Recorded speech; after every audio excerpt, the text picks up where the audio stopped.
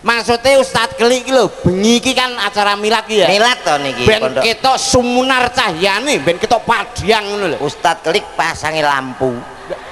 Napa LED napa-napa ini tadi wah Pak Yai menyala yaiku.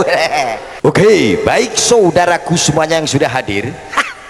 Tak panggilin salah satu penceramah yang sangat luar biasa.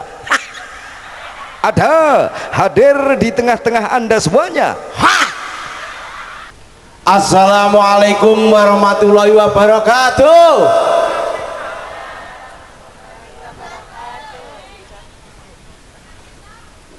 Nggih, sabar nggih. Iki nyapor ini. Nyapor ini gringgingen. Suwe ora jamu, jamu pisan beras ketan. Suwe ora ketemu, ketemu pisan kalih jamaah Pondok Pesantren Darul Quran. Tepuk tangan untuk Darul Quran. Suwe ora jamu, jamu pisan godhong klaras. Suwe ora ketemu, ketemu pisan jamaah sedaya sami seger waras. Amin Allahumma. Gentan mana suaranya? Kirang kompak. Gentan mana suaranya? Nuwun pangapunten kula ngeten mawon apa jumeneng, Bu? Ngadeg nggih. Lah gak seneng ku yo ngene iki lho, Bu, senengane ngadeg. Pancen sing senenge ya kuwi kok. Lah iya to nek lungguh sing ngarep ora ketok lho, Met. Kowe ngadeg kok? Gak aku lungguh. Lho, napa? Lah sing tawa sampean kok. Oh iya ya. Nuwun izin riyen kalih Pak Ustadz, nyuwun pangapunten nggih Pak Ustadz nggih. Niki mboten napa-napa Pak Yai. Oh nggih. Nggih, jenengan mantuk. Mantuk piye to? Ya ngatek. Amit lho nggih. Nyuwun sewu teng mriki. Saestu mboten napa-napa nggih. Matur nuwun. Lho. Gak lah to. Jare oleh. Oleh ki ngadeke ning kene lho, Met. Ora kok ki lenggane Romo Yai mengke nek badhe pengaosan kok mbok lungguhi kok mambut tayeng lho. Lah niki kok kathah gas LPG. Lho. Endi? Hah? Iki seragame iki. Bocah to iki mau. Kok ijo-ijo LPG rasane. Sehat, sabar le, ngono kok mecicil. Sapa? Ancen iki ngantuk kok. Lah iya. Ngantuk kok bodo mecicil.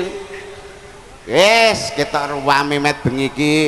Alhamdulillah saged sowan teng mriki niki minangkani pamundutan saking Ustadz Geli. Nggih.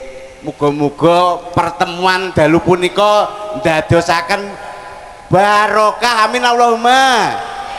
Nyatane sore mau dan tawurs. Wis tak pikir nang lapangan sisan gak enek terope mesti sepi kayak ngono. Nyatane alhamdulillah, tepuk tangan untuk para jamaah luar biasa. Jenengan teles teng ngriku. Sapa? Padha ngaku ning kene ya ngecemes. Lah niki lho. Rasane tembus ini. Panitia iki piye to ki mangkok ya Aku kaya numpak kol. Ketoke busa dilungguhi ya nyumes wah teko jero-jero Met ki. Gak apa-apa nggo adem-ademan. Ya malah cilik no kok iso. Kene kono kok ya padha Mas ya. Piye? Bojonegoro karo ki tidak Solo ya. Getan, Sukoharjo. Padha. Batinku ki nek menawa pengajian kene beda, sing jaler-jaler bapak-bapak ngarep, ibu-ibu ngguri ngono. Mbake ya penanti-nanti padha. Jenenge jamaah kuwi mesti ngarep ibu-ibu Met ora enak. Lah ngopo to sekali-kali mbok bapak-bapak ning kene ibu-ibu ngguri. Tidak bisa, wanita itu selalu terdepan nggih mboten. Wong wedok kuwi menangan nggih Bu nggih. Ngaku lho. Nek kuwi percaya aku menangan, jelas pisan. Jenenge jamaah Met, arep jamaah ibaratnya ning pengajian, arep selawatan, terus arep delok campur sari, nonton wayang kuwi mesti ngarep ki ibu-ibu. Bapak-bapak iki ning ngguri. Mula aku seneng nek karo ibu-ibu ya ngene iki lho. Padha nek aku karo ibu-ibu ya seneng. Ning kadang-kadang nyun sewu niki mboten kula cerita mboten kok jorok mboten. Kula nate nggih ngeten niki jamaah kathah acarane pengajian akbar. Pun kadroe mulai sing ngarep dhewe ibu-ibu dalah wayu nek sing ngemiki. Lah kok wayah padang bulan. Padang lha kok melok ngene-ngene. Ya ta? Ya iya no, wong ben lu angger tangane ning kono selawatan kaya iya tapi gak ngerti anake ngesakno Mas anak yang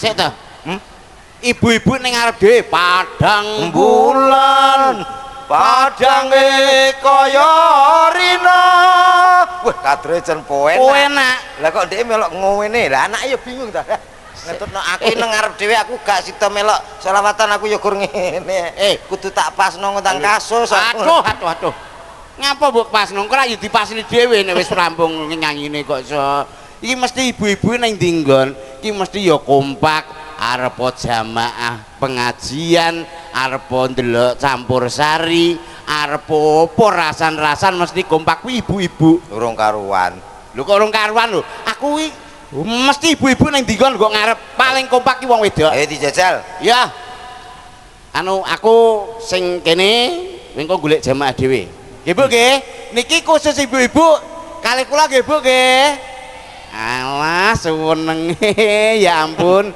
mboten ngecemes nggih berarti ya padha sareng-sareng dangdut saged Bu wah nek selawatan pengajian dangdut sekali-kali kita mengetes jadi religi yo iso dangdut iso campur sari iso met oh iki berarti awake dhewe sesi penggoblokan ngono iki iya no kok ora no iwak bandeng kurang dhuwur kuwi kurang dhuwur ning dhuwur met lho ora kuwi oh nadane nadamu kuwi lho iwak yo ra tono met lah mulane aja dhuwur-dhuwur iki ketoke gak iso nek kuwi met nek lagu dangdut jelas paham kene iki iya wong kok ngene kok dibanding-bandingke sareng nggih saing-saingke lah ngene kok jamaah ustaz kelik iki apa ya diulang dangdutan ngene lho kuwi yo gara-gara kowe ya wong ki mau disiarno MC-ne aku wis pelas ngono ya kok pelas Bi niki kita saksikan dagelan yang akan menuntun kita ke jalan kebenaran boyo lho kene dhewe cek ra bener lho maksude Mbak MC ki mau ki awake dhewe ki diumbul-umbulno ngono lho gak usah tampani men senep ngek met kowe iki kok ra Jawa piye to kok kowe nak kono-kono aku kene sing sareng-sareng sing mengke purun nyanyi insyaallah mboten Jawa nggih wong kok ngene kok dibanding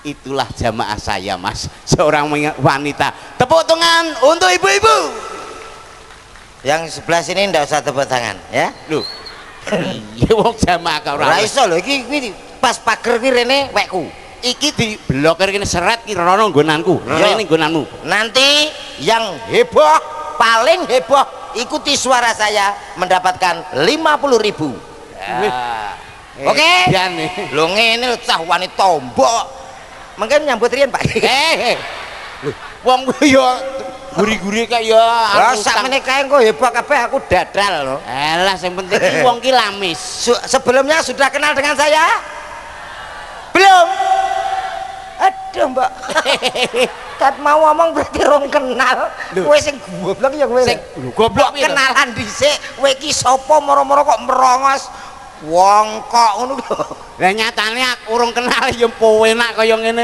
nek aku nu titik-titik nek sing kenal mau lagi ibu-ibu kenal potong ngene ya Mas aku ngene kaya Gus Idam jare aku terus tapuk misan minggu kaya lho nyatane muni ngono pun tepang kali kula dereng nggih kula menika Cak Komet saking Bojonegoro menika Cak Yon pun tepang nggih nggih alhamdulillah sareng kali kula nggih kula nyuwun anu apa njaluk apa es gak banyu gak teh hangat alah teh renek sedotane kok lho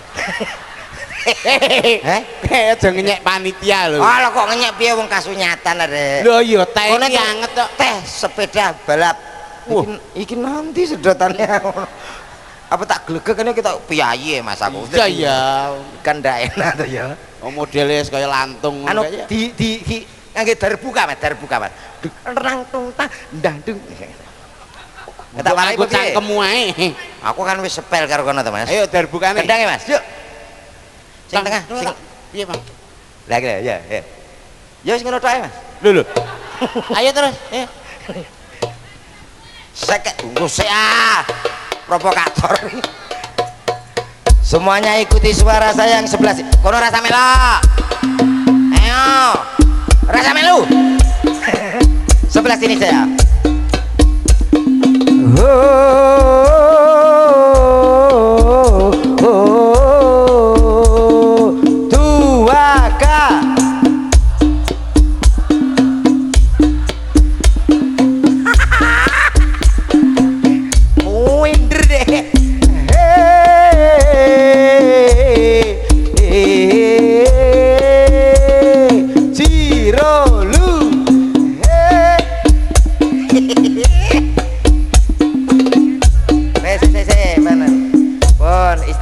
Eman-eman nggih, tenagane eman-eman.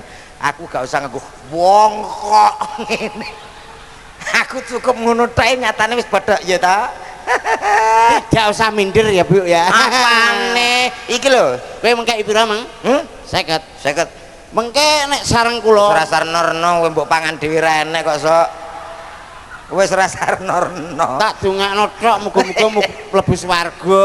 Alah paling ya kuwi. Lho, amin. Seneng swarga? Seneng nggih?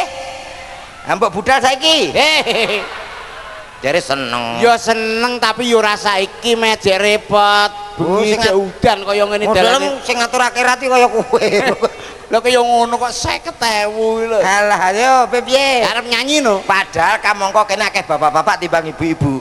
Jarene lebih kompak ibu-ibu. Kompak apa? Tetep dikompake, Bu nggih. Ketoke kompak ning asline bermasalah. Masalahnya apa? Nah, ibu-ibu cedhak lungguhe jejer ngene iki ya. Heeh. Asline rapat di rukun. Lho, kowe ngenyek lho. Rukun jaba tok. Aduh, raket mau lho lirik-lirikan kulo gelange ultur-ultur gelange Rama. Alah, kuwi gerange gak emas ngono kuwi. Kuwi rak wong gonanmu kok. Lah kuwi nek bapak-bapak apa tahu ngono ora tahu. Lho, ibu-ibu yo ngono kuwi to, Met. Senenge wong wedok-wedok kok. Ayo, bareng-bareng Bu nggih. Bapakku NU ibu keras sakti pekakange SH. Lah ki opo to? Pakar. Lagune ora ngono, Met. Lagune kuwi sing lagu cacah ngising sini kowe iki kok iso. Lah nyapa lho? Terokno aku to. Oh iya. Bapak kurang dhuwur. Iya. Aduh. Lah aku vokalis. Keduren. Oh iya. Bapak. Dhuwur sithik kuwi kendeken. Iya. Ya ampun. Bapakku NU ibu muslimat, Kang Masku Ansor, Mbak Yu Fatayat, melu NU pancen nikmat, ngalor ngidul nggawa berkat, melu NU pancen nikmat. Bareng-bareng selawat. Salatullah salamullah ala toha Rasulillah. Tangannya di atas semua ya. Salatullah salamullah. Ini yang melak. Sing kene rasa melak. Mriki bae. Yo pulpen tangane. Aja melak yo.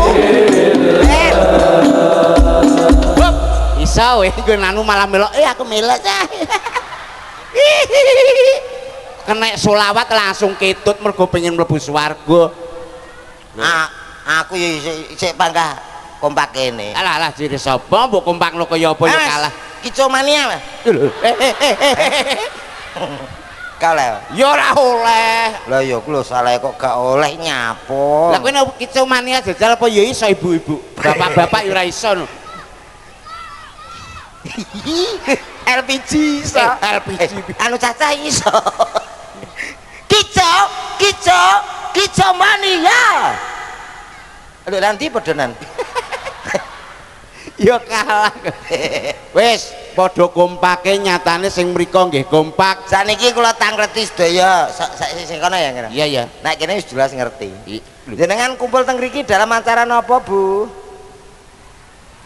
Rasan-rasan. Lho. Piye to? Lah ora patek cetha. Lah nek kene jelas. Napa Pak acarane, Pak? Apa malah mie ayam iki apa to? Kupinge milad. Tulisane. Lah ancene kok kono yo ketok acara milad Pondok Pesantren Darul Quran yang ke-5 tahun. Kita doakan sama-sama mudah-mudahan Pondok Pesantren Darul Quran ingkang manggen wonten Blotan nggih Pak ya nggih. Mugi-mugi tambah maju, santrine kathah. Amin. Saged ningkat malih. Allahumma amin. Mengke niki ulang tahun milad malih yang ke-6 insyaallah kula ngriki. Wis dianu to diaturi kalih Ustaz Kelik. Dereng. Tapi penting kula yakin Nek tahun ngarep mesti aku neh, nek ora ya tak panjeri sik saiki ngono. Ustaz Kelik mang pun dawuh. Pripun? Sing milad ke-6 dadi somben iki ora pengajian, anu nanggep jaranan. Koclok ya. Pondok pesantren kok jaranan. Lho jenenge membudaya ya ngono kuwi ta. Ayo kenemenen kaya. Wes urung popo kok wis somben aku rene iki ya mek apa. Wong rene pisane nyatane yudan kaya ngene ta. Dolan kok ya.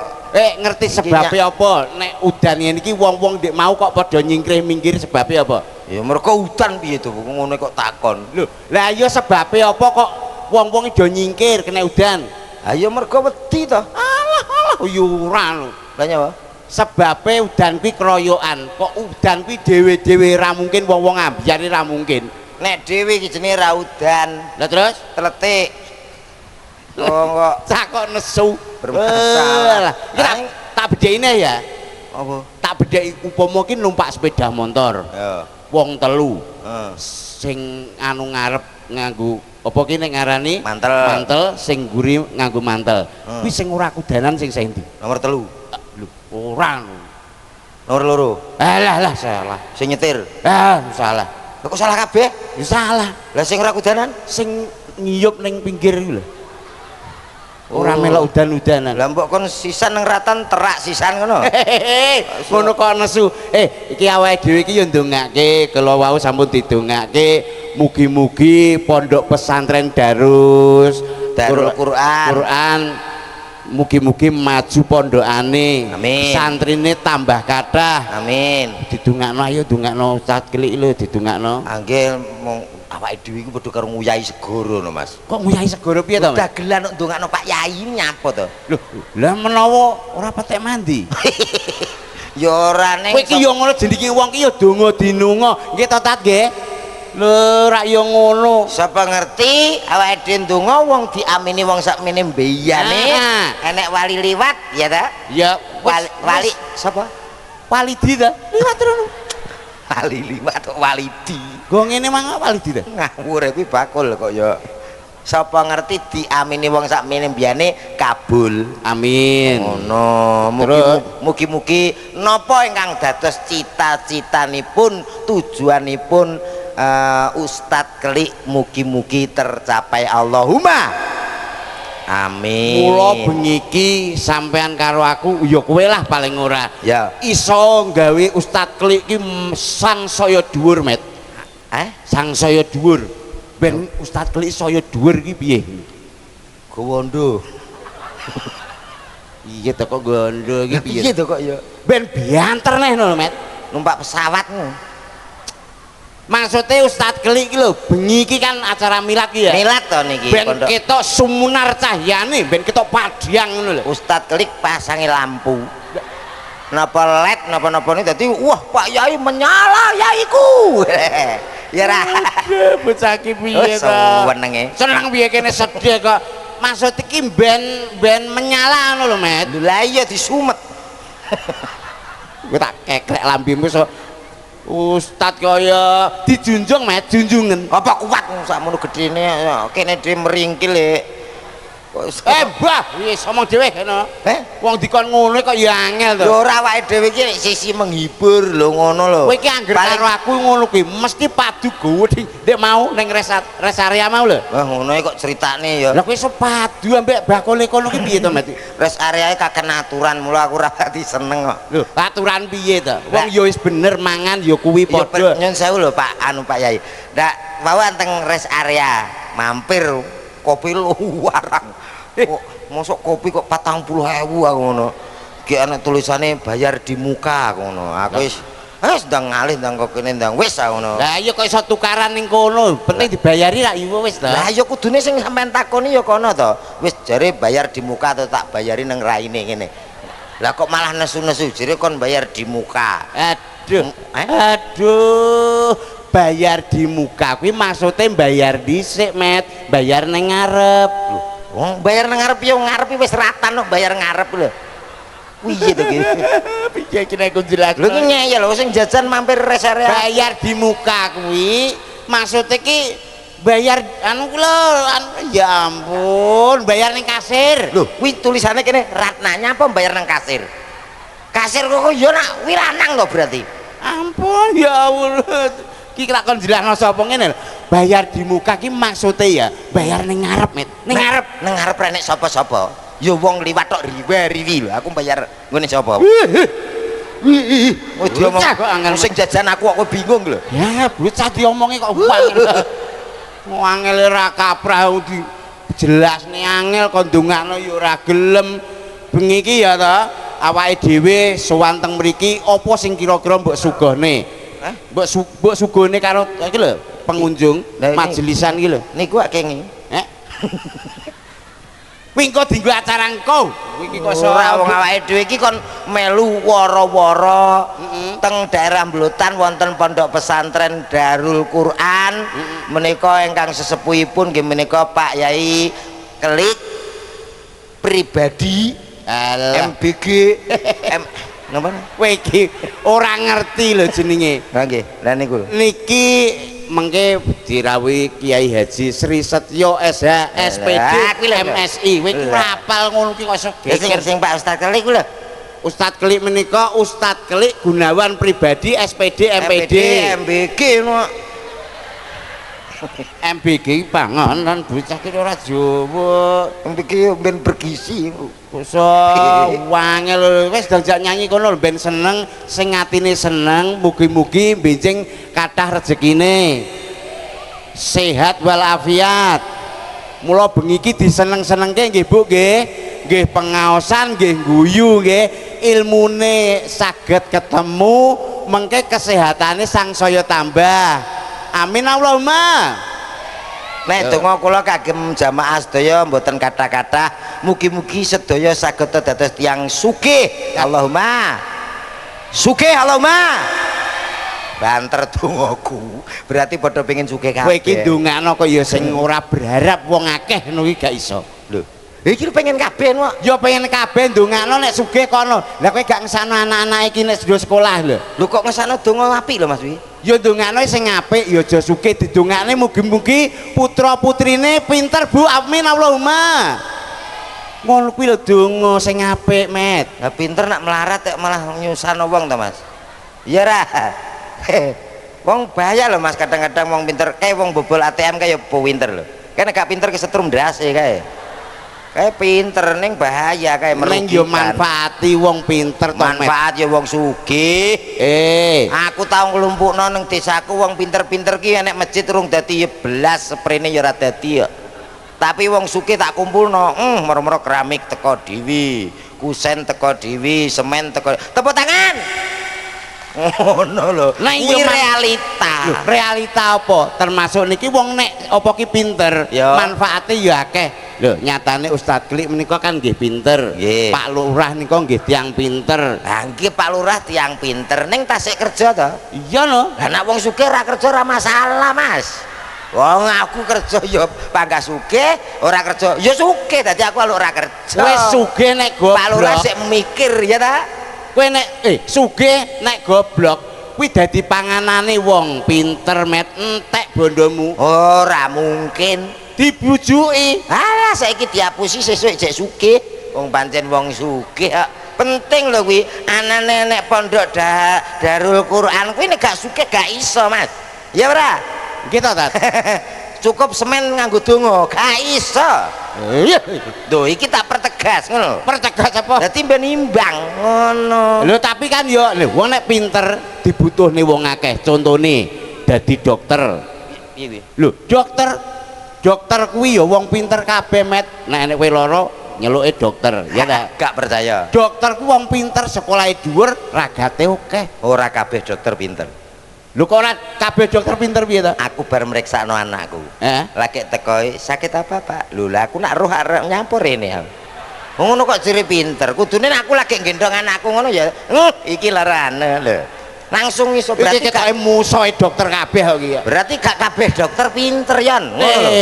Kudangane simbok, bocah pinter besok dadi dokter. Wis dadi kudangan wong ndek biyen, Met. Lah ya ora kabeh dokter pinter Yon. Ngono lho.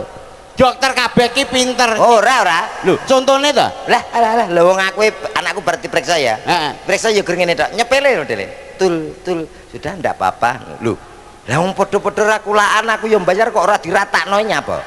Kok gur tul ngene ya aku puas to. Wo bocah cengoh no iki. Ngono ki ijo anu anak ndak apa-apa Pak, ini cukup dirawat jalan aja. Aku ya nesu-nesu anak masalah. Loh, iya. Oh iya piye kowe seneng nek anakku terak motor dirawat nang dalan Alah lagi kancane dokter kowe ketoke. Wong anak ape dirawat di jalan.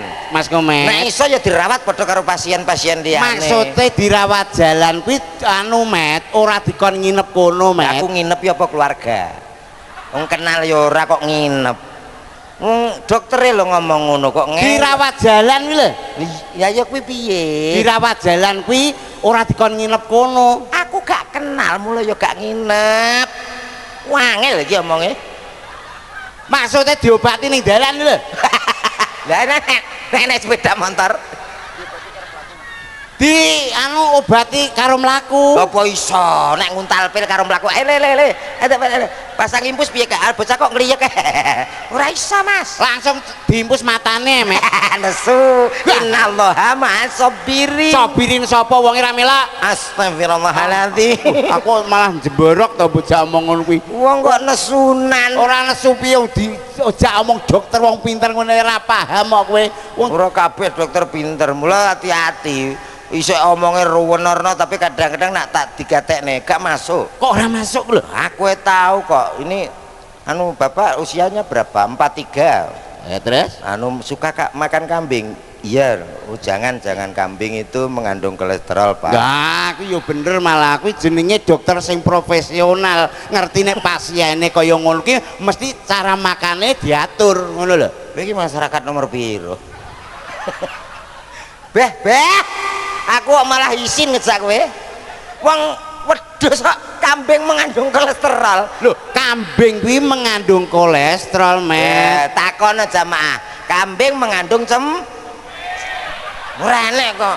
Anu kolesterolnya lanang apa wedok yu?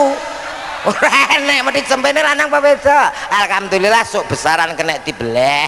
Lho ngono, kowe pembeleh kolesterol. Ora iso. Alah, duwe jamaah seneng nek kene iki wirang. Ha. Ayo kudu seneng lho, seneng. Lah, iki milad lho, seneng lho. Kok iso mengandung kolesterol? Iya. Lho, iya piye to? Oh, Kok jenenge dokter ya ngono ki mengarahkan pasien supaya sehat. Kok mengandung apa ya mengandung cempe kuwi kok. Wedhus kok mengandung kolesterol. Kok nek wis mengandung kolesterol kuwi maksud iki daginge pedhus kuwi lho, Met. Mengandung zat-zat Aedes aegypti. Kowe kok wangel. Mikrofon Bisa teko mikrofon. Mbah mengandung pokoknya sing mengandung kolesterol sehingga terjadi penyumbatan, kowe iso stroke ngono. Nek kaken daging Kabuh. Nek kowe kakan daging ya stroke no. Lah kayak macan singa kayak kaken bendina daging kok ora stroke, Mas. Kayak singa karo macan kae lho, kayak bendina daging, kowe tuman mangan kerupuk. Wah mangan kerupuk. Macan terus tuku kerupuk le. Ya macan koclok to. Kayak kolesterol ya, Met. Macan nih? Macan singa kuwi mangane daging bendina kolesterol kae lho. Kok iso lho? Lah jute mlakune mbrangkang ngene lho, Met kae. Singa macan kan nak ngadeg ngidoni kowe. Macan mlakune Ngomong kok iso wangel Mbuh. Iki bengi iki lho acarane milad kuwi mang. Seneng nggih Bu nggih? Seneng ora bayar ada. Alah. Seneng nggih? Enten guyone enten ngak. Kok cilik men. Enten guyone enten ngaji. Nih, ngaji nggih Bu nggih? Nggih. Bila saking beriko. Kowe iki omong cara apa kuwi cara MC iso. Iso to kok. Upama nimbali Lah niki. iki wis rejinge kaya nyu papala. Palapa kok papala. Lah apa? Palapa upamane nimbali Pak Ustad ning mrene. Nganggo dangdut. Yo dangdut to sekali-kali kuwi menandakan nek MC kuwi MC sing multi talentan. Talentan jane dus ya. Jangkut ngamuk. Dosa apa ora iki? Gak wis to. Engko dosamu wis to, engko tak tanggung. Nang RT kono. Yo. Kembali kita hadirkan bersama-sama di tengah jamaah untuk Anda semuanya. Tepuk tangan semuanya. Baik saudaraku. Salam rindu tak akan layu. Salam sayang tak akan hilang. Ada. Guyune iki lho aja akeh. Jadi kon cara organ. Malah kaya gendeng lho. Gak oleh. Guyune Saidi ae.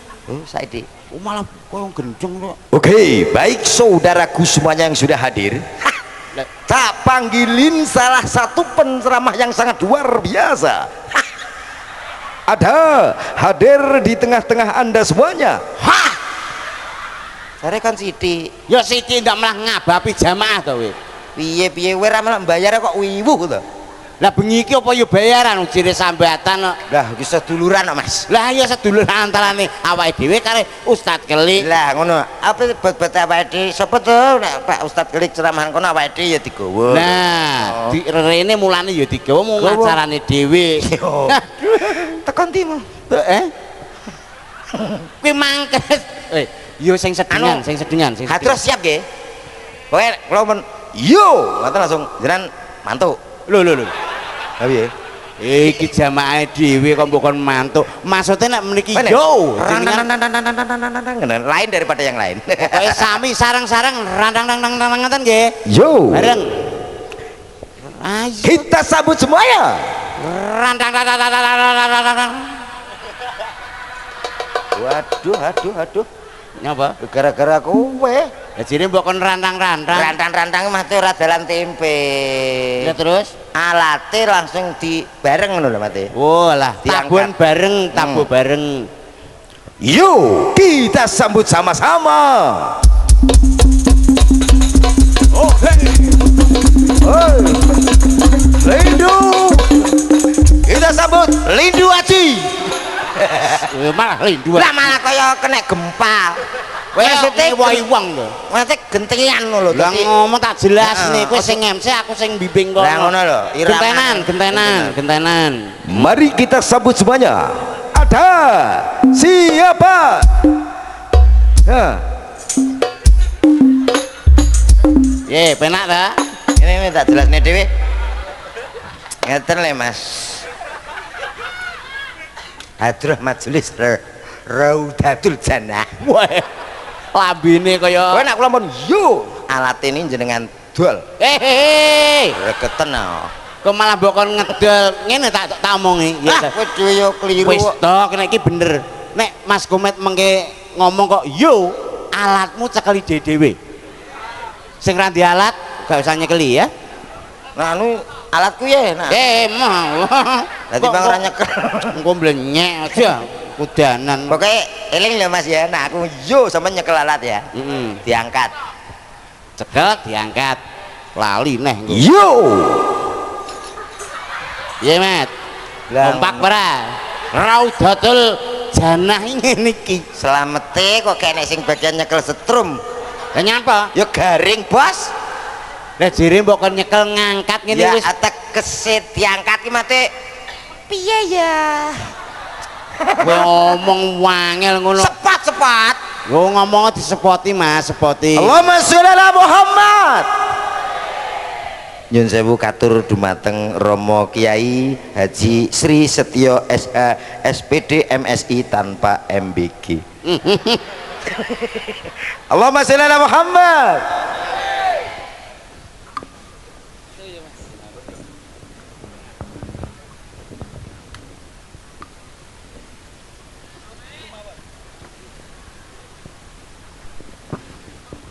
Bismillahirrahmanirrahim. Assalamualaikum warahmatullahi wabarakatuh. Waalaikumsalam warahmatullahi. Alhamdulillahirabbil alamin. Asyhadu an la ilaha illallah wa asyhadu anna Muhammadan abduhu wa rasuluh la nabiyya ba'dah.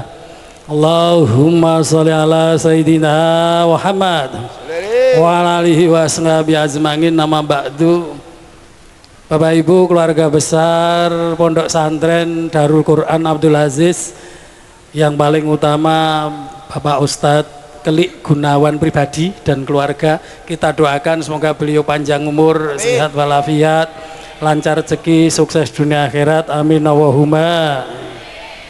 Salawat dan salam marilah kita sanjungkan pada junjungan kita Nabi besar Muhammad Sallallahu Alaihi Wasallam yang kita tunggu syafaatnya besok hari kiamat, amin Allahumma. Amin.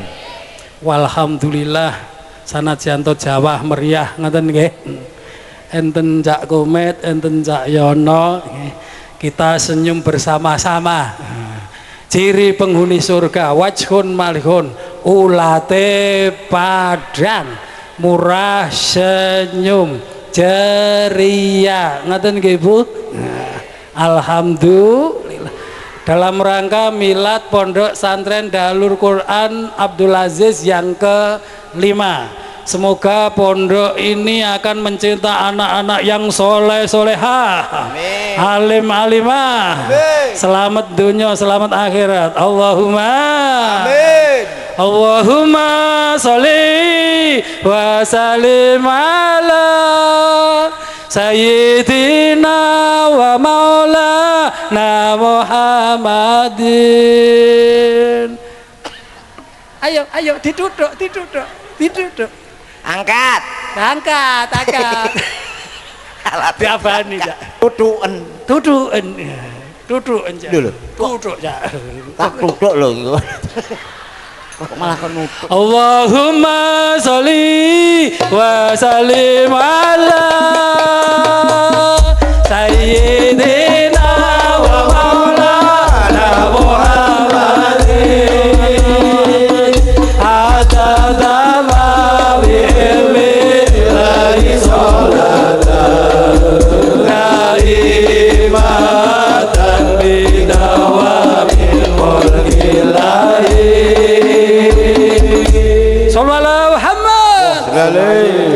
Man aroda dunya fa alaihi ilmi. Sapa pengen mulya uripe ning donya kudu nganggo ilmu. Wa man arodal akhirah fa alaihi ilmi. Pengen mulya uripe ning akhirat kudu nganggo ilmu. Wa man arodahuma fa alaihi ilmi. Pengen selamat urip donya akhirate kudu nganggo ilmu. Ngoten nggih Bu? Belajar teng Pondok Santren Darul Quran. Ngoten nggih. Sing sae nggih ngeten niki ulang tahun potong tumpeng nggih. Cak Komet. Nggih. Gemben ngenten iki. Ulang tahun niku potong roti, potong kue. Nggih. Wetar. Nggih, umure wis 98 tahun. Walah. Tiup lilenya iki. Napa tasik saged mau ngidu mawon pun susah kok. Kuwetar. Tiup. Carane to, Met. Napa ta? Langsung didumuk. Mati to. Lilene. Dadi malah ra mati-mati. Aku ya mikir, kuwi engko sing mati liline apa wonge. Ngaten nggih, yang pertama ilmu. Ngaten nggih. Insyaallah dengan ilmu kita semuanya akan selamat dunia sampai akhirat. Amin Allahumma amin. Nyun sewu, saya menyaksikan sendiri bahwa beliau Ustadz Kelik dalam perjalanan untuk memperjuangkan membuat pondok santren sampai sekarang iskariman au mujahidan urip kudu moyo mati mlebu swarga. Insyaallah semuanya akan masuk surga. Amin Allahumma amin. Sekaligus anu Jak. Nggih. Kalih perdana mengenalkan hadroh. Rumiyin namine Raudul Janah nu campur ngaji. Nggih. Sakniki grup Badro, grup penerbang. Penerbang, pilot. Penerbang. Pripun? Kados pilot penerbang nih kok. Nggih. Bagian lho.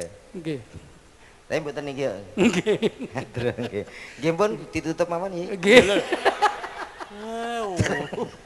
Nggih.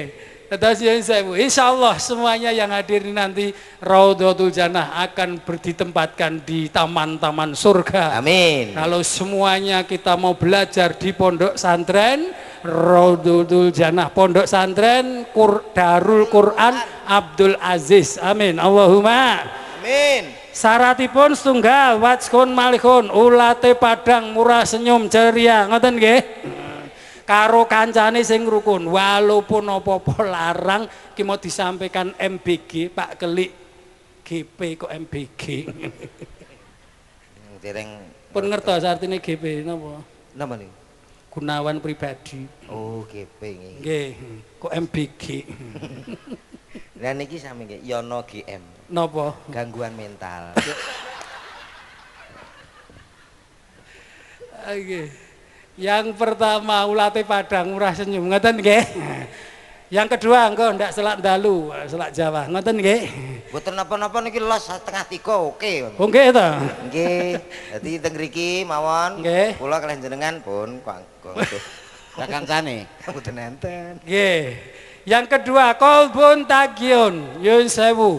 Nanti putra-putra panjenengan nai sampun digembleng wonten pondok santren niki insyaallah min ahli Quran, min ahli hadis, min ahli syariah, sholawat widini wa dunya wal akhirah. Allahumma jejeg salate, tertib ibadahe, soleh solehah kelakuane amin. Allahumma Amin. ra re ra ra ra ra ra ra ra re ra re ra re ra re ra re ra re ra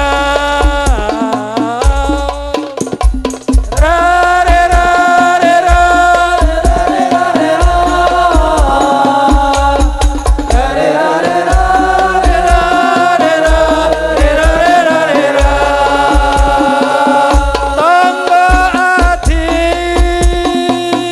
kulimo perkara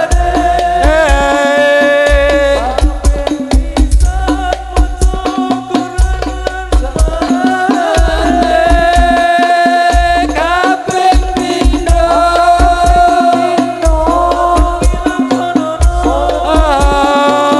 kaping telu saleh kumpulana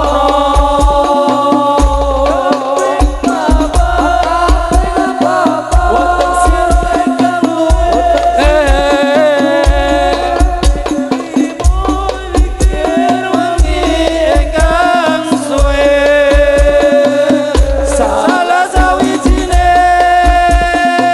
sapa bisa nglakoni mugi-mugi Gusti Allah nyambatane ya bareng Allahumma sholli wa sallim ala sayyidina wa maulana Muhammadin adada ma bi ilmillahi salatan daimatan bidawami mulkillahi sallu ala Muhammad. Ngapunten Cak. Itu pun dipesen kali Ustaz Keli, kula tausiah mengke mriko ngubengke kotak ngoten. Oh nggih. Nggih. Tadi kula selani ngangge selawatan ngoten Cak. Nggih. Ngoten nggih Cak. Nggih. Ngoten nggih Cak. Nggih, Pak Yai. Putrane jenengan nggih sekolah. Nggih. Sekolah. Nggih lah. Nggih. Mondok nggih ya. Dereng Lah enten napa mboten mondok? tasih SD kelas tunggal. Oh ngoten. Nggih. Lah kok mboten Sing dipondok? KKM pun mondok. Nggih. Nggih, duka tembuti mondok terus teng sor napa? Mondok piye ta, Mat? Mbah mondok karo kanca-kancane ning Sorpring ngono, Mas. Astagfirullah, wing grombol jenenge. Dereng nak pondok pesantren insyaallah niki taun iki. Nggih, siap. Ngaten nggih, putrane Siap. dipondokke nggih dadi bocah saleh, salehah, Amin. ngalim, ngalimah. Amin. Derajatan, kepangkatan, karjegen, kamuyan dunya akhiratipun Allahumma. Amin. Njing ben dagelane jenengan melih. Oh napa nggih? Jaranan Pun. terus dagelane sampean, Met. Wah, kok jaranan nek. Lah apa ta gimana? Pengajian akbar. Oh, Nek positif kula pun wani mendetipi niki. alah, aduh. Lagi nggih. Insyaallah, Allahumma. Amin. Kan meriah, rak ngoten nggih. Nggih. Sing nomor 3 qalbun taqiyun, manahipun tansah ajrih kalian Gusti Allah. Ngoten nggih. Sesibuk apapun kerjaanmu jangan sekali-kali tinggalkan salat. Salatu imaduddin, salat jaga ing agama, salatu miftahul jannah, salat kuncine swarga. Awalu ma yuhasabu bil abdu fi yaumil qiyamah as-shalah. Pertama kali yang akan ditanyakan oleh Allah besok di akhirat ki salate. Ngoten nggih Bu? Ngoten nggih Bu? Ngapunten soalnya niki wong nggih kalih gojekan niki karo serius. Sing penting napa nyusun dunyane kecekel akhirate ke sak komet. Nggih, Jenengan Pak. tindak mriki wong nggih pun salat. Sampun Salat napa? salat subuh. Maghrib kali isya. Sin Nggih. wong. Sampeyan apa salat? Eh, Rutin? lho, wis diingi ya. Lho, Iya ta ki. lah aku ngerti nek arep rene tak singkat sik. Keten nggih. Nggih. Keten nggih. Nggih Pak Yai. Niku lho sing anak kula nu tertib kula. Tertib apa? Lha Jumatan Lho, di Jumatan tau Rutin. kene wong. Ya Allah kene rutin. Ahlus sunnah wal jamaah. Wih. Wong kene wis ngucap kalimat la ilaha illallah Muhammadur Ora Rasulullah. sadur. Ora sadur-dur. Aku takon Sampai sampean terima Jumatan. Jumatan. Ya Rutin. Rutin lho. Kok goblok men. Wong Jumatan ki ya seminggu pisan kok rutin iki lho. Berarti kowe Senin ya Jumatan. Selasa Jumatan. Rebo ya Jumatan. Nggih ngoten. Ahlus sunnah wal jamaah. Alah pret. Mas Komet. Nggih. Mas Yono ki saking sregepe salat ki lho. Lah, Nyun sewu, nggih. salat ning ngarepe imam lho Mas. Lho. Diki kerso berarti. Kok seneng ngarepe imam? Kita wingkinge to, Pak. Kok Lah kondone gek ben kowe salat ning ngarepe imam. nggih niku Pak, imam tanggane niki, Komet niki. Saniki imame gantos. Ganti sinten? Ganti sapa to, Met ya? Ambir. Nuwun sewu Abah nika wonten pesanan saking wingking. Nggih, nyuwun tulung. Dipun informasiaken jamaah supados ngisi kotak infak, matur nuwun. Lah, Kowe mau nulis sinten? niki lho. Wah, aku malah sing diseneni kok sok. Niki ngeten kula imbali melih nyuwun tulung dipun infoaken jamaah supados ngisi kotak infak kangge dagelan kalih Kak Komet. Walah bae wae jalukno urunan kita. Iya to, angger jamaah saiki entuk ya sithik iki. Ya mohon kesadaran. Ngoten nggih, Jah. Nggih, Pak Yai. Ngoten nggih. Nggih. Lha niki. Mula nyuwun sewu. Semuanya nanti kalau sudah beribadah dengan baik, dengan tertib, insya Allah semuanya akan datang dengan baik. Semuanya akan tentram, aman, rahayu, wilujeng, selamat. Amin Allahumma. Amin. Ngoten nggih. Ngoten nggih, Cak. Nggih. Padang bulan. Wong bulane tanggal-tanggal siji. Ya, Cak. Padang bulane ora padang. Iso nyanyi apa ora to kuwi? Lho, nek aku iso mesti tak terusno, Mas. Jelas gak. Padang rembulan. Kowe nak mek nada dhuwur. Mbok ndek-ndek ben kabeh melu. Padang rembulan. Kok Ya. elek ta? Kurang, Dek. Ya coba jendek piye. Padang rembulan. Nah. Oh, iya. Rembulane tanggal-tanggal Siji. yen kepengin uripmu rumayan aja lali sregep ngaji. Salatullah salamullah ala toha rasulillah. Salatullah salamullah ala yasin habibillah. Salatullah salamullah ala toha rasulillah. Salatullah salamullah ala yasin habibillah. Yo jenengan mulane tanggal loro padang padang rembulan rembulane tanggal-tanggal loro yen pengen urip lumayan ayo kanca domek bojo. Lah terus Pak Yai niku Iya. mek Salatullah salamullah ala rasulillah. Salatullah salamullah ala yasin habibillah. Salatullah salamullah ala rasulillah. Salatullah salamullah ala yasin habibillah. Jenengan bulane tanggal telu. dalam Tanggal telu. padang rembulane tanggal-tanggal telu yen kepengin uripmu rumayan ning sirah aja sampe kok ora penuk to Met. ora pinuk pijet. Lho diombeni pele lho. Oh kowe waya tanggal loro era gudak Dek. Lah kowe tanggal 3 ora oleh ngelu. Panjenengan tanggal 4 Pak I. Padang rembulan.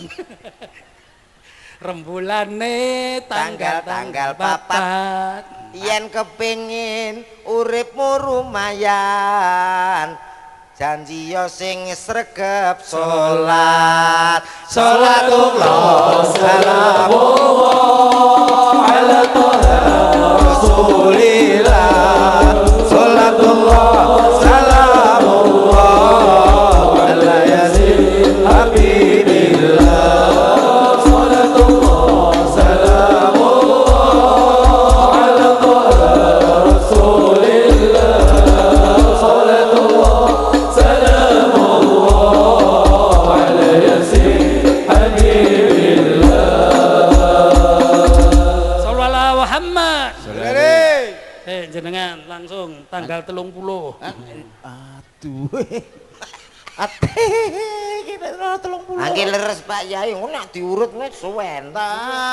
Padang rembulane tanggal 30 yen pengen urip lumayan ayo padha nyunggi waluh.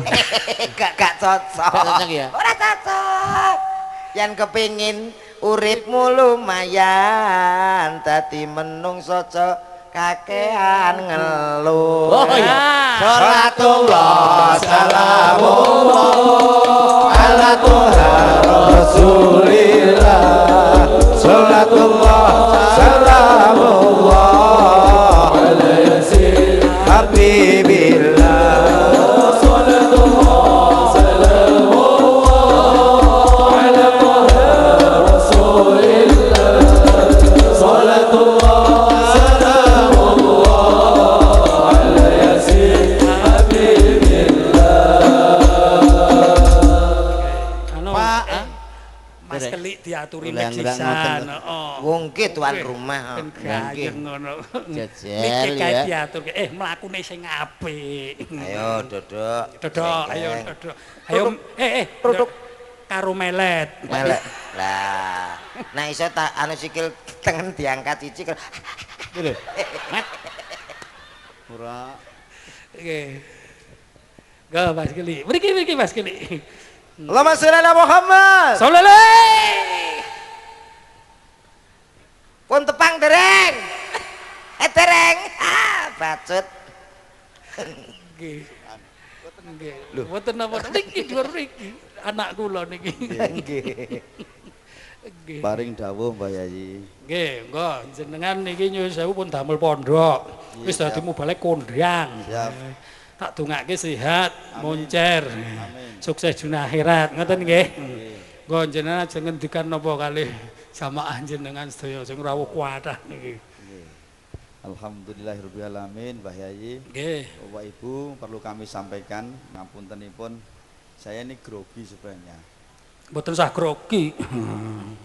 Lah kenging napa iki? Lah anu cak karo gurune dhewe. Loh. Nggih to? Nggih. Oh, berarti santrine Pak Yai. Nggih. Oh, nggih. Kula saged ngeten iki berkat beliau. Tepuk tangan. Amin. Berarti seorang santri yang tidak pernah melupakan jasa Ustadz Ya, nggih. Kiai ini pun. Nggih. Enggak langsung reoni mawon, enggak. Heh? Lah Wis sombongan Ora reoni. ngono. Aku ngapunten lho iki kula badhe blocking. Ora ngono. Niki mboten ngoten niki telese parah. Met, Dalam aku wis kuwuri kabeh to Met. waduh iki ngaji kok kaya ngompol. Nggih, Monggo Pak Yai. Nggih, lama saya ikut beliau di awal-awal tahun 2000 Bapak Ibu. Saya dulu pesan beliau wis kowe nyantri osik karo aku. Insyaallah Amin. kowe sok ben madeg dhewe dan alhamdulillah saya nyantri beliau sampai beberapa tahun. Ikut beliau kemana-mana ngisi pengajian, saya ngiringi beliau dengan Raudhatul Jannah waktu Amin. itu namanya campur ngaji. Terus kemudian lama kelamaan doa beliau pada saya nanti kowe iso madeg dhewe Lik. Alhamdulillah iso madeg dhewe, bahkan sekarang lebih terkenal saya daripada Allah. Hidup Bapak itu. Saniki pun saged ngadeg piyambak. Riyen ta sik ndoyong. Kok ndoyong. Doyong.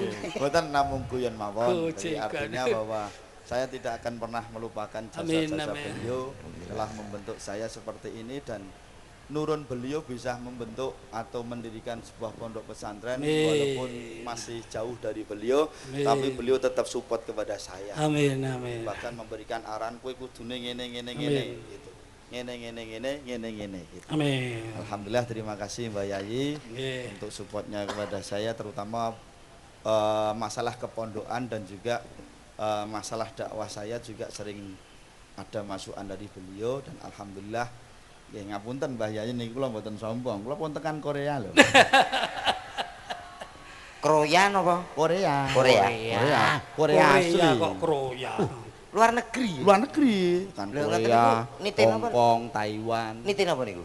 Pesawat. Oh, pesawat tempur. Eh, pesawat radio. Pesawat televisi. Nesu. Alhamdulillah berkat beliau seperti ini. Terima kasih. Mohon doanya Mbah Yai semoga nanti pondok pesantren Darul Quran Abdul Aziz bisa ngrembaka kados pondok pesantren Al Amin. Falah. Amin. Berarti teng Hongkong, teng Korea pun. Pun. Mbak Yai dereng nggih. Dereng. Oh, ngono kok ya raja aja. Terus santri berbakti. Lah mbok teng Korea monggo lho. Pun Met, kowe kok malah sapa? kok salah terus. Wong ijine iki yo muk siji tok kok. Pripun? Izin kok ke sekolah ya kok. Nggih, namung ngoten Mbah Yayi. Doanya nanti untuk pondok kami supaya bisa ngemboko.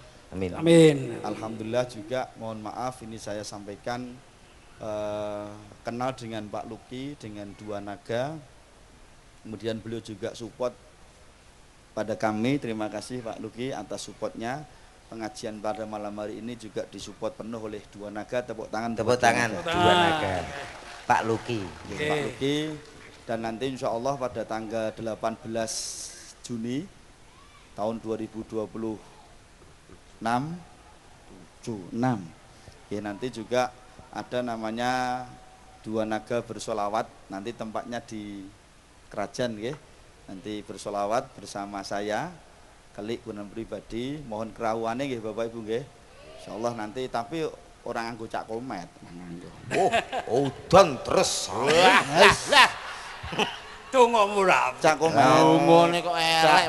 Cak Komet. Nggih. Saya itu merangsang jenengan pumpung beliaunya Oh, rawuh. Kan nggih. ngoten. Pak Luki ampun supil Pak nggih.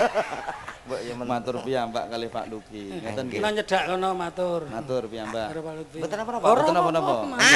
Ora apa. Mboten apa-apa. Mboten napa-napa. Ayo matur sing kabeh. Ora apa-apa, Met. Ayo, Ora apa-apa. Met. apa-apa. Metu kene. Met, gak sopan lho. Liwat guri. Met, Aku tak runo lho. lho. Bocah iki nek. Nyun sewu Pak Luki. Kok jenengan pindah. Iki mau ning kene kok. Nggih. Badhe pengaosan anu dua naga berselawat. Nggih. Niku tanggal pinten? Pik catet pik. Apa? Anu sing bagian jadwal nggih. Niku teng kerajaan kula niki diundang maupun mboten tetep kula ngrika. Lho, kowe kok nekat. Lah ngopo? Kok nekat tenan apa? Ya saking pas duluran. Ngene lho Met carane. Iya ta. Jenengan mengke mbok menawi nimbali Cak Komet teng acara pengawasan menika badhe dipun hadiahi mobil pick up nggih. Sing sapa? Lho, iki engko Malah dihadiahi Met. nguyai segoro. Lah wong dua naga malah aku nggawa hadiah pick up lho. Lah kabeh dikudungi pick up e keturutan kok. Ben ditangkap bocah ra Jawa. Lho, nggih. Lah iya. Mengke jenengan dihadiahi mobil. Ini tanggapan piro harga mobil Met? Nggih. Wis pokoke mugi-mugi ngangge dagelan. Nggih. Lah piye? Pengen apa piye numpak mobil tanpa hambatan? Dan dijemput. Ya, ya nek. Gelem ora? Ya Met. Gelem ora? Gelem mau Met. Nggih, Gelem. no. Gelem. Ambulan.